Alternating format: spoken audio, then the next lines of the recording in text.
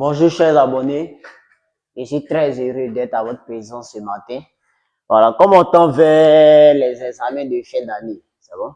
Donc aujourd'hui, on a décidé, parce que la fois dernière, on n'avait pas terminé le cours sur le changer, n'est-ce pas? Non, on va terminer le cours sur le changer. Voilà, mais comme les examens sont déjà proches, c'est bon? Il a décidé de faire une leçon qui ne manque jamais à l'examen. Et la leçon de quoi? C'est que RLC. Voilà. Une leçon qui ne manque jamais à l'examen. Raison pour laquelle aujourd'hui, je vais faire un saut. Nous allons commencer la leçon sur RLC. C'est bon? Maintenant, la leçon, au niveau de la leçon sur RLC, qu'est-ce que vous devez connaître? Avant toute chose, d'abord, il faut connaître les définitions. C'est bon? La leçon sur RLC, nous avons deux définitions à connaître par cœur. Quelles sont les deux définitions? Nous avons qu'est-ce qu'un courant alternatif ou sinusoïdal? On doit connaître la définition. Et maintenant, qu'est-ce que la résonance d'intensité? Donc, ce sont les définitions à connaître par cœur. Raison pour laquelle, qu'est-ce que j'ai fait? J'ai combiné les deux leçons, RSC et la résonance d'intensité ensemble. Donc, en grand 1, nous allons parler de définition. Donc, grand 1, nous allons définir les notions clés. Donc, en petit 1, qu'est-ce qu'un courant alternatif ou sinusoïdal? En petit 2, qu'est-ce que la résonance d'intensité? On va connaître les deux définitions. Donc, si c'est en 1, qu'est-ce qu'un courant alternatif sinusoïdal? Un courant alternatif sinusoïdal est un courant dont l'intensité est une fonction sinusoïdale en fonction du temps. C'est bon? Voilà, donc je reprends. Qu'est-ce qu'un courant alternatif sinusoïdal? Un courant alternatif sinusoïdal est un courant dont l'intensité est une fonction sinusoïdale du temps. C'est bon? Donc, à connaître par que. Voilà. Donc, ici est un courant. Ici, nous allons définir un courant alternatif. Un courant alternatif sinusoïdal est un courant dont l'intensité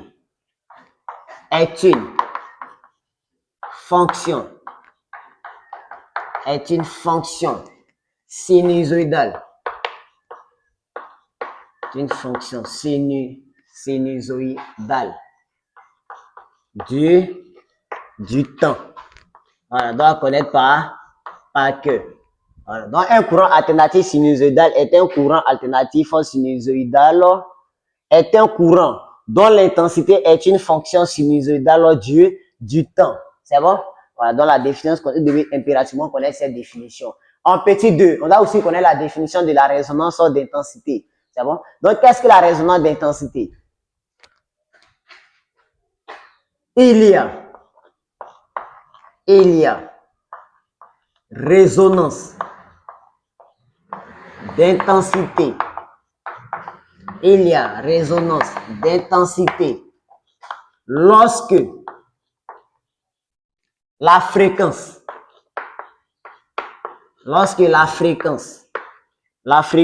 ou, entre parenthèses, la pulsation, c'est bon, du GBF est égal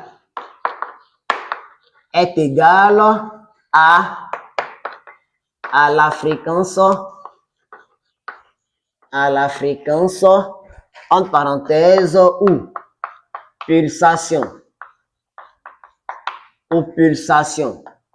ah bon? propre du circuit RLC. C'est bon? Donc, c'est la définition de la résonance d'intensité à connaître par cœur. Voilà, parce que c'est une leçon qui sort impérativement à l'examen. C'est bon? Voilà. Donc, si on vous pose la question, qu'est-ce que la résonance d'intensité? Qu'est-ce qu'on va dire? Il y a résonance d'intensité lorsque la fréquence ou la pulsation du GBF est égale à la fréquence ou pulsation propre du circuit RLC. Voilà, donc c'est une définition à connaître par cœur. Au niveau de la définition de la résonance d'intensité, il y a une autre définition. On peut mettre aussi, il y a résonance d'intensité lorsque la tension lorsque la tension et l'intensité sont en phase. C'est bon? Voilà, on peut définir comme ça aussi. Ça vous va? Voilà, donc à connaître par que. Voilà, donc je me redis. C'est bon? Donc, il y a résonance d'intensité lorsque la tension et l'intensité sont en phase. C'est bon? Sont en phase. Ou soit il y a résonance d'intensité lorsque la fréquence ou la pulsation du GBF est égale à la fréquence ou pulsation propre du cycle RLC. C'est bon? Voilà, donc ce sont les deux définitions à connaître par cœur. Maintenant, après avoir connu les définitions, qu'est-ce que nous allons faire? Nous allons passer à l'expression du courant et de la tension alternatif. C'est bon? Voilà, nous devons connaître les expressions des deux. C'est bon? Ok, donc ici, nous allons commencer par l'intensité. Donc ici, l'intensité UDT. UDT. Nous allons commencer par la tension UDT égale UM cosinus oméga T plus phi de U. C'est bon? Donc, voici l'expression de la tension. Donc, UDT égale à UM cosinus oméga T plus phi de U. C'est bon? Ok. Donc, IDT aussi égale. IDT égale IM cosinus oméga T plus phi par rapport à I. C'est bon? Voilà. Donc, voici l'expression. Voilà. Donc, lorsque je suis dans un exercice de RLC, UDT égale à quoi? UM cosinus oméga T plus phi. IDT égale à IM cosinus oméga T plus phi. Ça vous va? Donc, on doit savoir que représente UM. Que représente UM? Donc, UM est quoi? UM représente l'amplitude. Amplitude ou valeur maximale. Valeur maximale de UDT. C'est bon? Voilà, donc c'est l'amplitude ou la valeur maximale. On appelle ça Umass. Ça vous va? Ok. Donc IM aussi représente aussi l'amplitude. L'amplitude ou valeur maximale. Ou la valeur maximale de, lui ça sera quoi? UDT. C'est bon? Ça sera UDT. Ça vous va? Ok. Oméga signifie quoi? La pulsation. La pulsation. Donc, oméga représente la pulsation. C'est bon? Phi. Phi représente quoi? La phase à l'origine. La phase à l'origine. La phase à l'origine. C'est bon? Oméga T, lorsqu'on combine les deux, plus phi, représente quoi? La phase à l'instant T. La phase à l'instant. La phase à l'instant T. Ça vous va? Voilà. Donc, UM représente amplitude ou valeur maximale de UDT. IM représente amplitude ou valeur maximale de UDT. Oméga représente quoi? La pulsation. N'est-ce pas? Phi représente la phase à l'origine. Oméga T plus phi représente la phase à l'instant T. Ça, c'est de façon générale. C'est bon? Savoir plus comment on procède. On met d'abord la généralité. Après avoir mis la généralité, mettons, casse les codes. Ça vous va? Voilà, donc, la généralité, il faut d'abord connaître les deux définitions par cœur. En plus de cela, il faut connaître quoi? Les expressions de la tension et du courant alternatif. C'est bon? Après cela, maintenant, nous allons passer maintenant au décodage des stratégies. Au niveau du décryptage de code, qu'est-ce qu'on peut faire? Au niveau de l'expression du courant et de la tension alternative, quel exercice qu'on peut nous donner? On peut donner un exercice. C'est application. On peut donner un tout petit exercice. On peut mettre ici application. Application. Application. Ok. Je vais mettre ici, on donne. On donne 2 points. UDT égale. UDT égale. Peut-être 12,4. Cosinus 50 pi de T plus 0,92. C'est bon? Et I de t égale 0,12 cosinus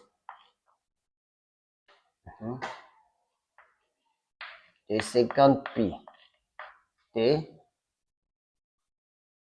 plus P sur 4. Voilà, voici l'expression qu'on peut nous donner.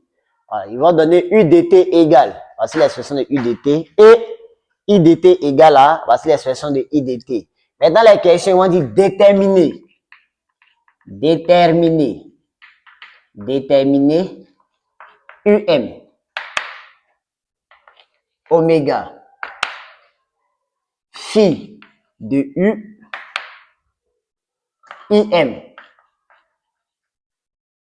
et phi de I. C'est bon? Donc, c'est les questions qu'on peut nous demander. On peut déterminer UM oméga phi de U IM et phi de I. C'est bon? Pour cela, qu'est-ce que je vais faire? Je vais me baser sur les expressions. N'est-ce pas? Demander l'expression qui est là. Ici, on a remplacé par des valeurs. Or, dans le cours, qu'est-ce qu'on a fait? On a mis U dt égale à UM. N'est-ce pas? Donc, on va faire par identification. Voilà. Lorsqu'on vous donne un exercice de ce type, on fait par identification. C'est bon? Donc, ici, résolution. Résolution. Résolution. C'est bon? Donc ici, déterminant. Donc ici, résolution. Déterminant. Déterminant. UM. Oméga. Phi de U. IM et phi de I. C'est bon? Donc, pour ce faire, on va rappeler d'abord U de t égale, dans l'exercice, U de t égale 12,4 cosinus 50 pi de t plus 0,92. Voici le U de t qu'ils m'ont donné, n'est-ce pas? Voici le U de t qu'ils m'ont donné. Donc ici, il va rappeler, de façon générale, U de t égale à quoi? N'est-ce pas? Donc c'est même ici, U de t égale, de façon générale, c'est égal à quoi? UM cosinus oméga t plus phi de U. C'est bon? Voilà, donc U de t égale à ça. Or, de façon générale, voici l'expression. N'est-ce pas? Donc, on va faire par identification. C'est bon? Voilà. Donc, c'est par identification et par identification. On a 2 points. Donc, qu'est-ce qu'on constate? On dit U de t égale 12,4. Or, U de t égale à quoi? UM cosinus, donc 12,4 cosinus. Donc, UM va correspondre à 12,4. N'est-ce pas? Donc, on a UM égale à 12,4, c'est sûrement volts. On se comprend? Voilà, donc, fait correspondre. On regarde ici, derrière cosinus, quelle expression que nous avons? On a 12,4. Derrière cosinus, qu'est-ce qu'on a? On a UM, n'est-ce pas? Ensuite, l'expression qui multiplie le t, c'est oméga, n'est-ce pas? Or, ici, l'expression qui multiplie le t, c'est quoi? C'est 50 pi. Et ici aussi, oméga égale à 50 pi, c'est seulement en radian par seconde. Voilà, c'est seulement en radian par seconde. Donc ici, je n'ai pas mis l'unité légale. Voilà, c'est seulement en radian par seconde. C'est bon? Donc ici, la pulsation s'exprime en radian par seconde. N'est-ce pas? Phi lui s'exprime en radian. Voilà, phi lui s'exprime en radian. N'est-ce pas? L'amplitude ou valeur maximale de I lui s'exprime en ampères. La tension lui s'exprime en volts. C'est bon? Lui s'exprime en volts. Ok. Donc ici, on continue. On dit phi de U. On regarde ici, phi de U, c'est l'expression qui est là. Donc phi de U correspond à quoi? 0,92. Et c'est la ligne. Phi de U égale 0,92 l'unité rad. C'est bon? On a fini. On va maintenant sur IM. Pour déterminer IM, qu'est-ce qu'on va faire? Lui, on va rappeler quoi? L'expression de I de T. C'est bon? Nous allons rappeler l'expression de I de T. Donc, à la ligne, I de T égale, on doit donner 0,12, n'est-ce pas? Cosinus 50 pi de T plus pi sur 4. N'est-ce pas? Or, on va rappeler I de T de façon générale égale IM cosinus oméga T plus phi de I. C'est bon? Donc ici, ça on fait par identification. Par identification I. On a 2 points. IM égale l'expression qui est derrière cosinus. L'expression qui est derrière cosinus, c'est IM. L'expression qui est derrière cosinus, c'est 0,12. Donc, IM égale à 0,12 en ampères. C'est bon? Oméga, c'est la même chose avec l'autre, n'est-ce pas? C'est la même chose. Là, ici aussi, oméga égale 50 pi rad par seconde. C'est bon? Ensuite, on donne phi. Donc, phi de I égale phi de I. L'expression qui est là, l'expression qui est là, c'est quoi? C'est pi sur 4. Donc, ça fait pi sur 4 rad. Ça vous va? Pi sur 4 rad. Donc, voici l'expression à connaître par que. C'est bon? Voilà. Lorsqu'on me donne une expression, il faut déterminer la valeur maximale. Voilà. C'est tellement simple. Qu'est-ce que je fais? Je me base sur l'expression la tension de l'intensité alternative. Et puis, on fait correspondre comme en mathématiques par identification. C'est bon? Après ces questions, qu'est-ce qu'on peut nous demander? On peut nous calculer quoi? La période. C'est bon? On peut calculer la période. Je vais mettre ça là. On peut calculer la période. Ici, là. On peut calculer la période.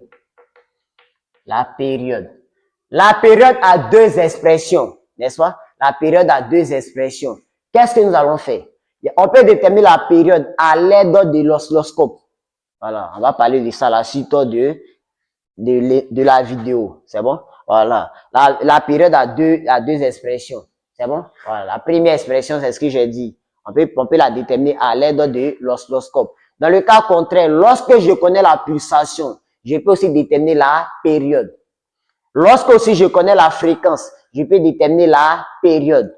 C'est bon? Donc, on va mettre ici les formules de la période. Donc, la période égale T égale, n'est-ce pas, lorsqu'on n'a pas d'oscilloscope, c'est égal à 2 pi sur oméga.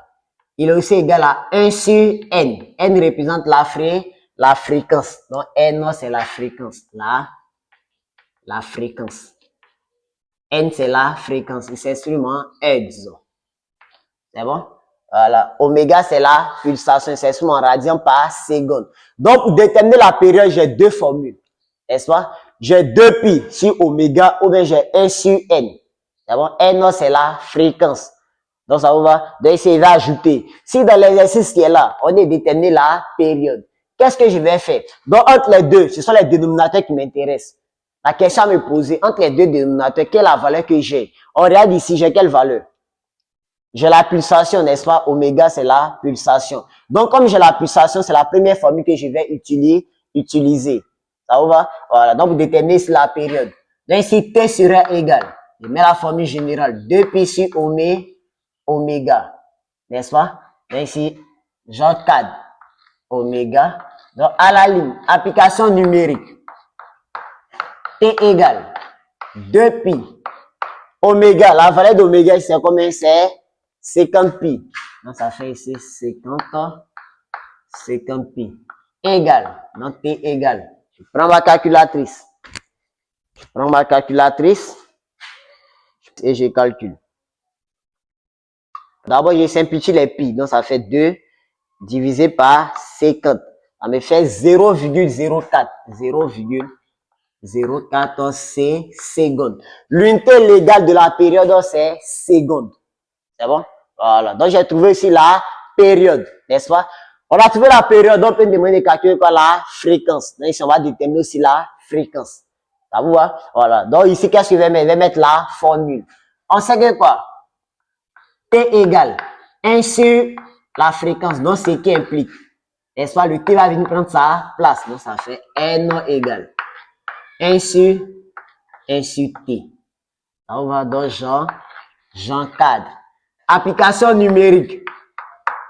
N égale 1 sur 0,04 égale. Donc, je viens calculer 1 sur 0,04, ça me fait 25.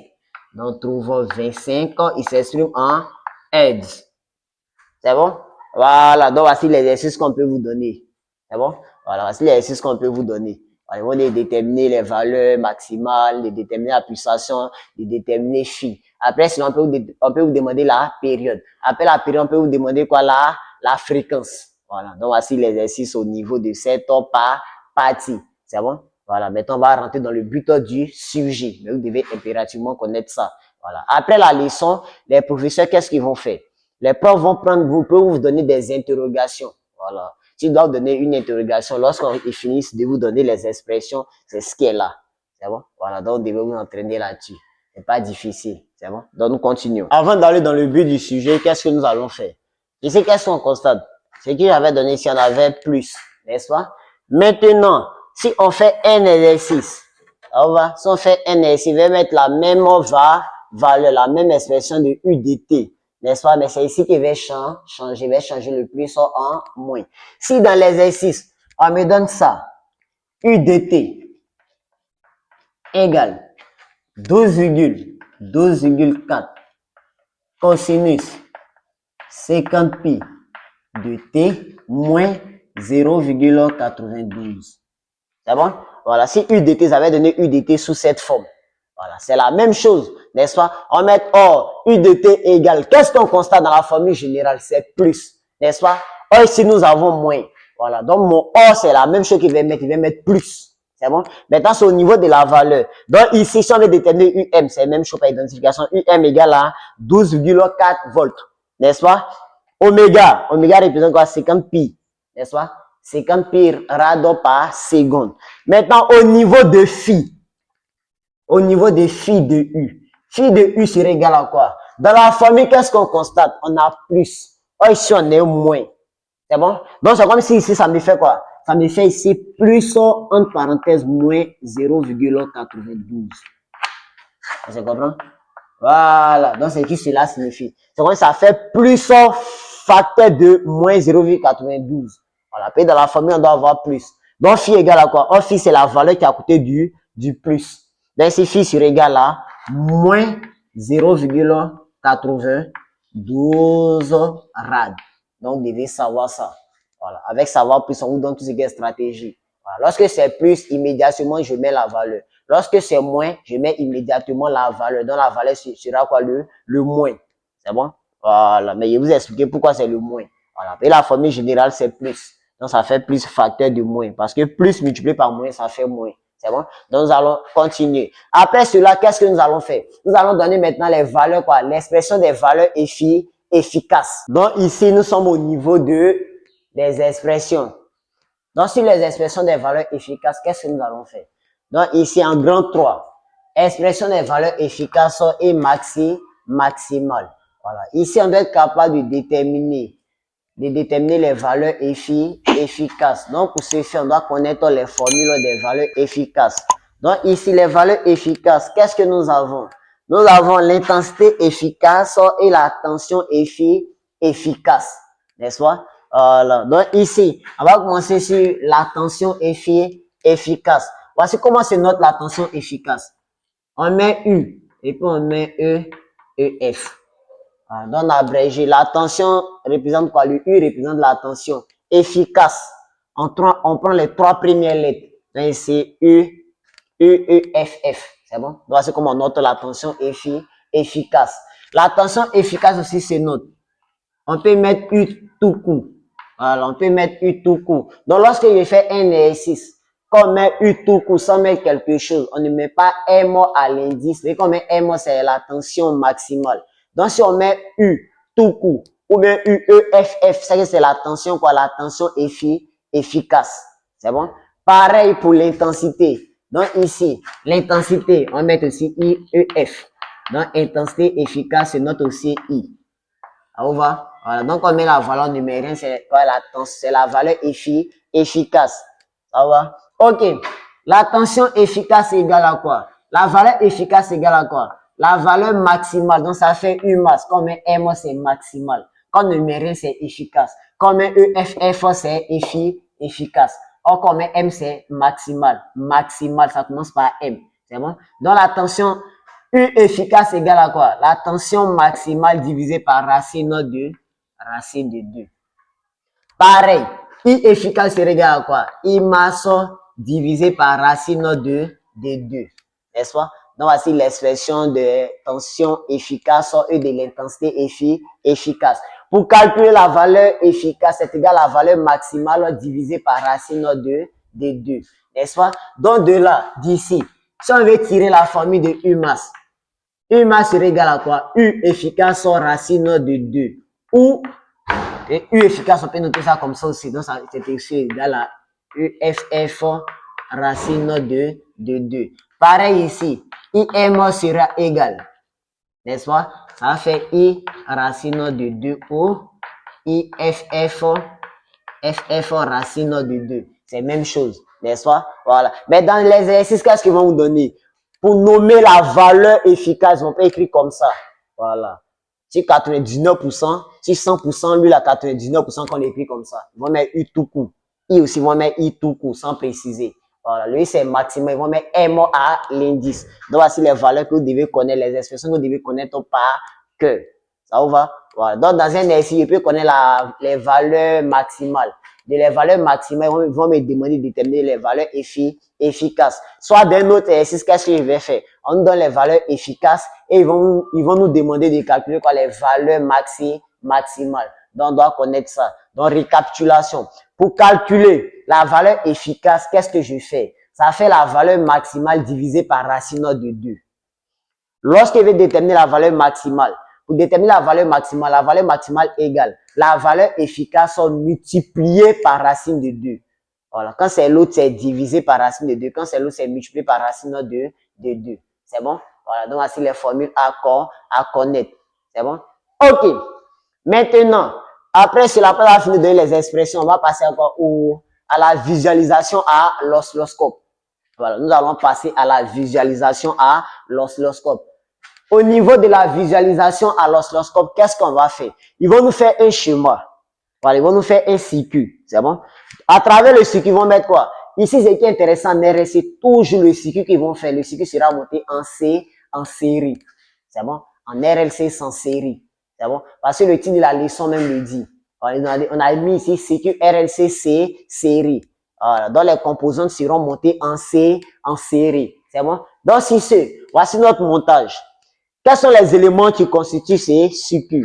Nous avons, vous devez connaître, quand on met A, on fait un rond, quand on met A, on appelle ça ampère-mètre. Lorsqu'on est en cinquième, on doit savoir comment est monté l'ampère-mètre dans un circuit électrique.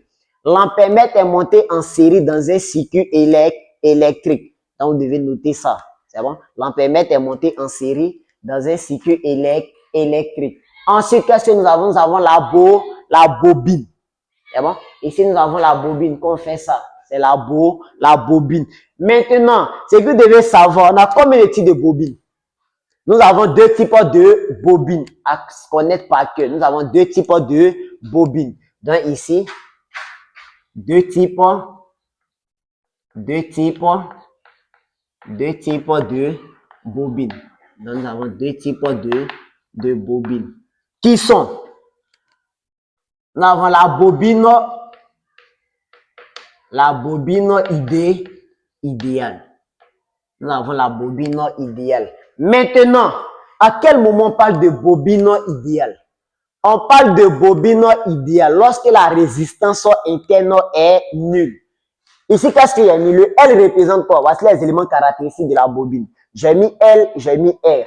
Le L représente quoi? L'inductance. Donc, le L représente l'inductance. Donc, ici, je vais mettre ici. L 2.1, inductance. L'inductance. C'est bon? R, la résistance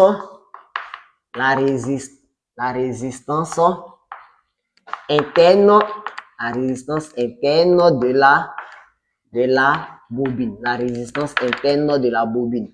Ça va? La résistance interne de la bobine. Maintenant, le R. Grand R qui est là. La résistance du conducteur,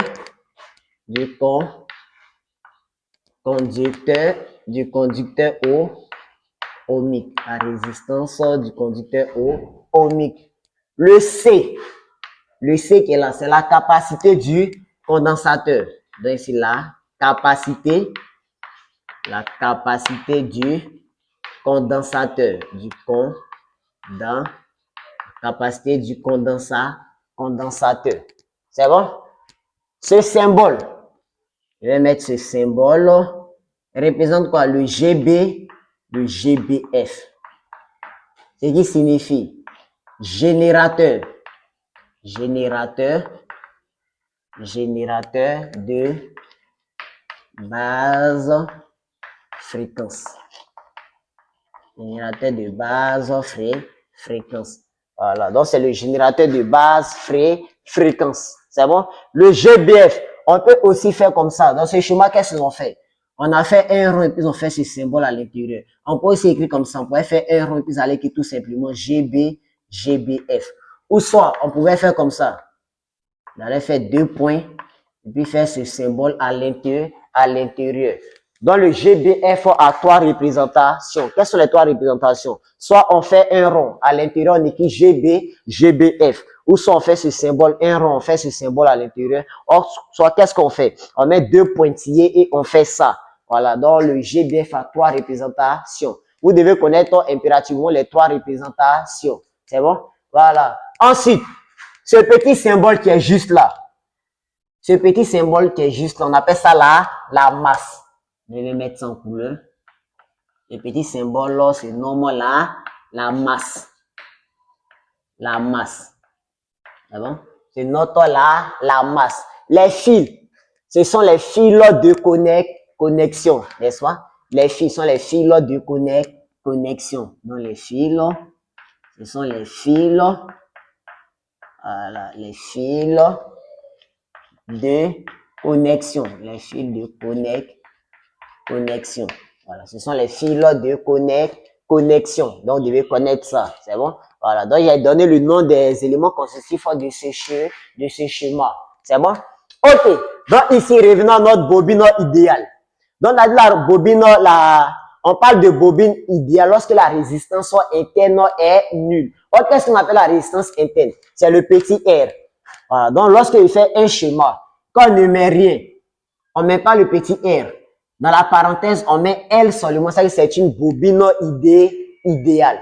C'est bon? Voilà. Donc, c'est une bobine idéale. Là où va? Voilà. Donc, ici, la bobine idéale. La bobine idéale. C'est lorsque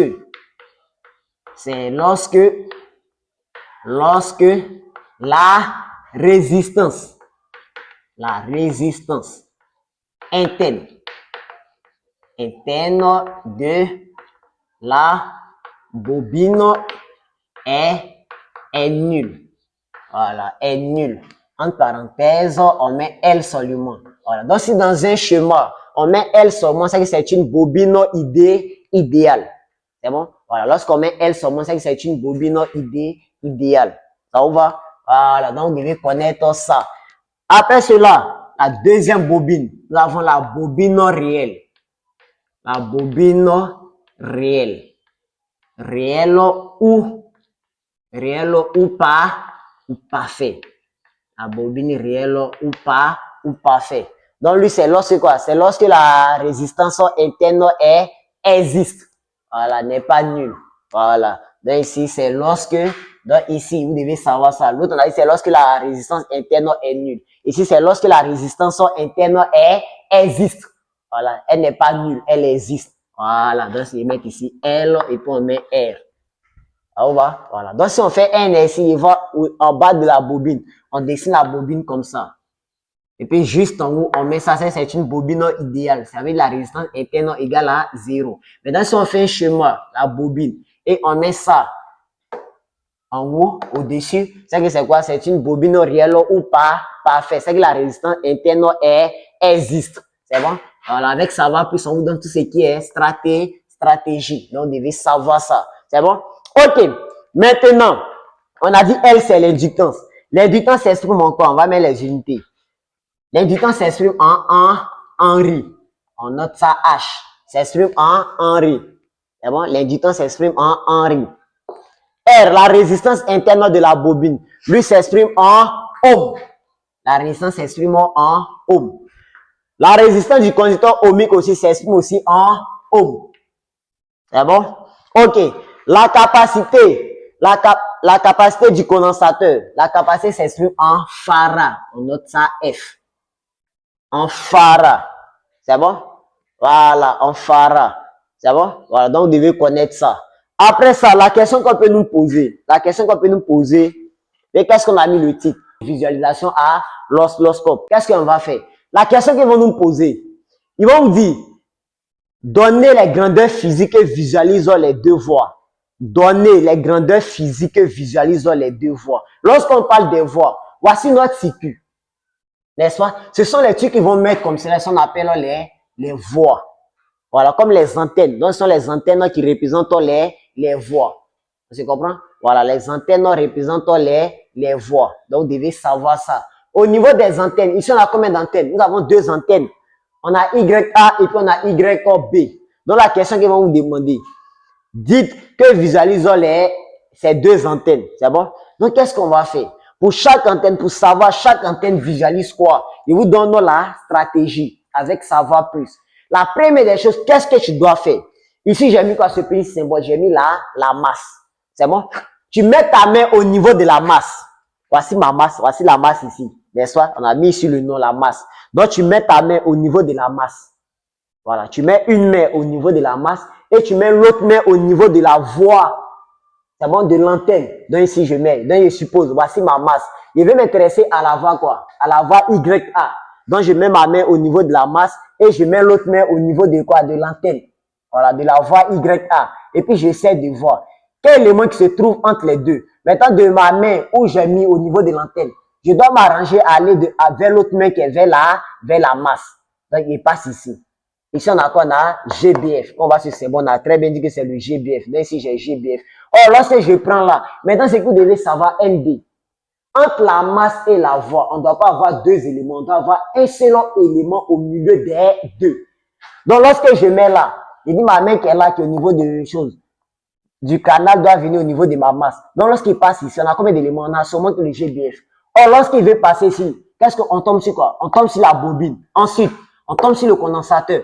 Ensuite, on tombe sur le conducteur ohmique et puis on vient au niveau de la masse. On dit, on doit avoir un seul élément. Donc, quel est le chemin qu'il va emprunter? Il va emprunter. Il va passer par là. Donc, ici, on a quel élément entre les deux? On a le GBF, n'est-ce pas? Donc, ici, la voie YA. Donc, ici, comme réponse, la voie YA visualise la tension aux bornes, visualise la tension aux bornes du GBF. Voilà. Donc, YA visualise la tension aux bornes du GBF. Voilà. Je vous ai montré comment on a fait pour trouver. Tu mets ta main au niveau de la masse. Tu mets ta main au niveau de la voie. Voilà. Maintenant, ta main que tu as mis au niveau de la voie, tu dois t'arranger pour que ça puisse retrouver quoi? Tu es revenu vers quoi? Vers la masse. Voilà. Maintenant, entre les deux, on doit avoir un seul élément. Donc, lorsqu'il passe là, on a un seul élément. Donc, c'est celui qui est là. Donc, c'est la tension aux bornes du GBF. Or, contrairement, quand je passe là, il va passer par la bobine condensateur, conducteur ohmique. N'est-ce pas? Il ne va pas passer par là. Donc, il passe par le chemin où il y a un seul élément. N'est-ce pas? Donc, nous avons trouvé. On va maintenant sur la voie YB. Pour la voie YB, qu'est-ce qu'on va faire? Même chose. Je mets ma main au niveau de la masse. Je mets ma main au niveau du canal. C'est bon? On a combien et puis j'essaie de voir. Ma main qui est au niveau du canal doit rejoindre la main qui est au niveau de la masse. Donc, il vient ici. Lorsqu'il passe ici, on a conducteur ohmique. Or, lorsqu'il prend ce chemin, on tombe sur condensateur, on tombe sur bobine, On tombe encore sur GBF avant d'arriver là. Donc, entre les deux éléments, on doit avoir un seul élément entre la voie et puis la masse. Donc, c'est le chemin qui est là qui va prendre. Donc, quel élément qui se trouve entre les deux? C'est le conducteur ohmique, n'est-ce pas? Donc, ici, comme réponse, la voie YB visualise la tension. Visualise la tension aux bornes du conducteur. La tension aux bornes du conducteur ohmique. Voilà. Donc ici, la voie YB visualise la tension aux bornes du conducteur ohmique. Lorsque on parle de la tension aux bornes du conducteur ohmique, on ne va pas s'arrêter là, n'est-ce pas? Nous allons continuer. C'est bon? Voilà. Donc, quand c'est la tension aux bornes du conducteur ohmique, on ne s'arrête pas là. On va dire, c'est-à-dire l'intensité du courant. Voilà. La voie qui visualise la tension aux bornes du conducteur ohmique engendre l'intensité du courant. C'est bon? Voilà. Donc, lui, plus on va pas s'arrêter là. Quand c'est la tension aux bornes du GBF, on s'arrête là.